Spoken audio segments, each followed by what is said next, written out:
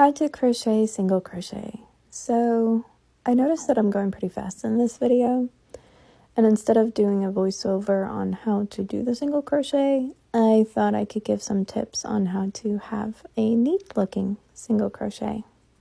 So the biggest thing that I noticed when people have uneven single crochet is definitely the row count.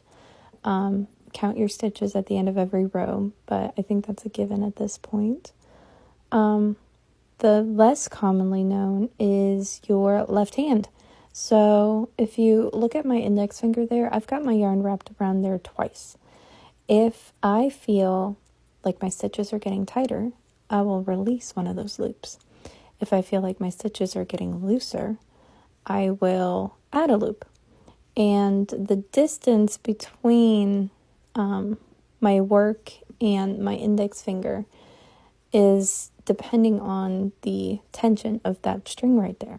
So if my index finger is really close to my hook, I will remove a loop off my index finger and try to keep it to where it's a flowing kind of yarn.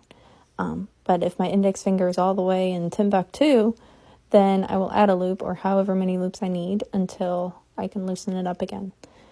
I also like to keep my yarn in between my ring and my little finger, because if it's flowing too freely, I can just close it up. And if it's not flowing enough, I can use that to pull the yarn out of the ball or whatever. The other quick tip is to roll your shoulders back, release the tongue from the roof of your mouth, and take your elbows off of any surface they might be on. Sometimes your tension is also just a sign of tension in your body.